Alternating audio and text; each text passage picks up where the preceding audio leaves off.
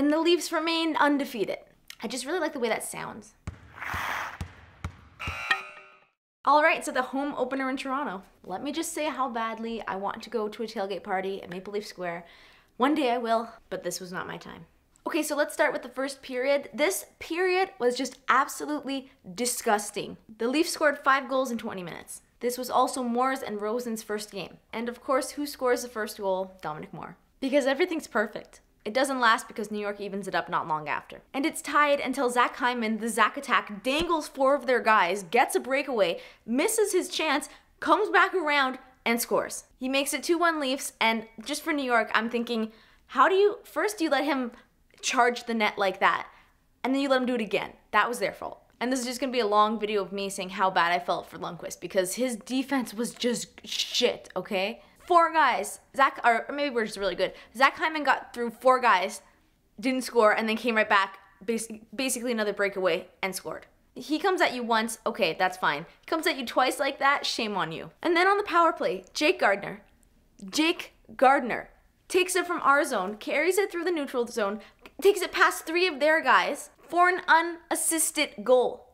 Defenseman Jake Gardiner. And this is also where I feel bad for Lundqvist because yes, the Leafs are very good, but nobody's that bad. To let him go from our end to your end and get a goal, and he's a defenseman, like, amazing play. We'll talk about that a little bit more at the end of the video because I need to make amends. But back to the game, there's a chance by Leo Komarov that bounces off the post. Lundqvist wasn't even in the net. He wasn't even in the blue paint, okay? He was totally out, and it just hit off the post. It's too bad for Komarov, but Nikita Zaitsev takes it. He says, you know what? I got this. Buries it in the back of the net. It's 4-1. And I'd like to take this time to remember how bad the Leafs can be with leads. So it's understandable to have a 4-1 lead, not like we've had that before, and lose it. So why don't we just make it nice and get another goal here, buds? Oh, and what's this? Just about 2 minutes left in the first period, Zach Hyman's fighting for the puck behind the net, tosses it to the front of the net, William Nylander, in. He tips it for his 2nd goal of the year. Okay, so 5-1, that's pretty good insurance. But with 20 seconds left, Shattenkirk takes a shot from the point, and the only reason this went in was because Anderson was screened. And I'm not saying that because I'm sore loser. Props to them for screening him well. Anyways, that makes it 5-2 and the power play ends.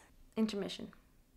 Let's take this intermission to talk. Once again, even though we were leading, we were taking penalties. And I want to talk about the dumb penalties because somebody commented on my last video and said, well, it's not a dumb penalty, it's right. And yeah, I know it's right. I just think it's stupid because we could have avoided it. So like a too many men on the ice penalty, are you kidding me? Can you not count the Leafs? Come on. That 100%, 110% could have been avoided. That's a stupid penalty. If you slash someone's stick out of their hand to avoid getting a goal, that's okay. And welcome back to the game. It's the 2nd period and Henrik Lundqvist is gone. The first period was insanely fast-paced. I feel like I couldn't take a moment to breathe. I couldn't imagine playing against them. In fact, I had to wear my jersey about half the time because I was like sweating out of it. And I know Lundqvist is good, but I just felt so bad for him because his defense was so bad. Even as a Leafs fan, I'm sorry for you Rangers fans. Oh my god, that was terrible to watch. Well, great to watch for me, but I'm sorry. Andrei Pavelec takes his place in the 2nd period. But that doesn't matter because the only goalie seeing any action right now is Freddie Anderson. On the power play, slap shot by Zibanejad to make it 5-3.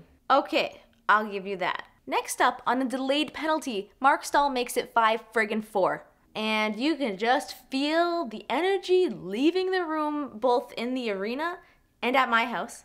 Everybody got real quiet. Now, I feel bad for Anderson on this one too because there's no way he could have stopped it. It was tipped in. Those are always the hard ones. Not too many minutes later, the Leafs are caught on a change. It's 2-on-1, and thankfully, Freddie Anderson makes a huge save to end the period. Well, he kept the score at 5-5, so that ended the period in my mind. Intermission. Now, I feel like I must talk about this. So, hear me out. The first period, the Leafs were playing so well, it was so fast-paced, it was so amazing, that I could see images of silver cups dancing in my head. And I know you're not supposed to think that. It's the 2nd game of the season, but can you control what you see in your heart? Can you control what you feel? But then the 2nd period gave me like this PTSD from Game 7. What happened? Did somebody tell the Leafs before the game that the game itself was only 20 minutes? Oh, hey guys, just wanted to let you know that the game's only gonna be 20 minutes today, so yeah. That was a Babcock impression, okay? Hello! Wake up!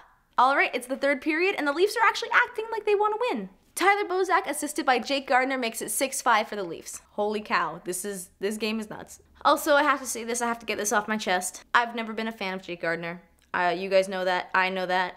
I've always had this feeling when he's on the ice, like, okay, don't get too comfortable. He might do something weird. But the way he's been playing lately, and by that I mean these past 2 games, but also in the preseason, I just need to apologize. I gotta make amends. If this is the Jake Gardiner that we're getting for the rest of the season, sign me up. And I can't believe I'm saying that. I feel like I never would have said that ever. All right, back to the game. On a Leafs power play, Austin Matthews passes it to William Nylander, who beautifully backhands it into the net, is what we thought. And then later on it's corrected and turns out it was Leo Komarov who ended up popping it behind the line. He makes it 7-5. This is a high-scoring game. Goddamn.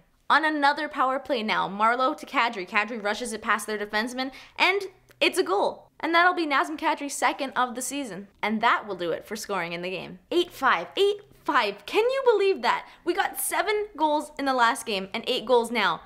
I can't imagine what the next game is going to be if we continue at this pace. Well, it would be 9 if we continue at this pace. Can you believe we were leading and then we lost that lead and then we won? That's what's unimaginable for me. That's the difference between the Leafs now and the Leafs then. And that is exactly why we'll be contending for the Cup in the next few years. And yeah, we're getting a lot of penalties in these 2 games, but I guess it's just because it's the beginning of the season. The referees want to call stuff. Like there was one play there that it was ridiculous. I think it was the one when Nylander got called for slashing. He tapped his stick. Are you kidding me? But I get it. It's the beginning of the season. You have to be harsh. As long as they're calling the other guys doing it too, I'm fine. But whatever the scores are, they don't matter because we're 2-0 right now.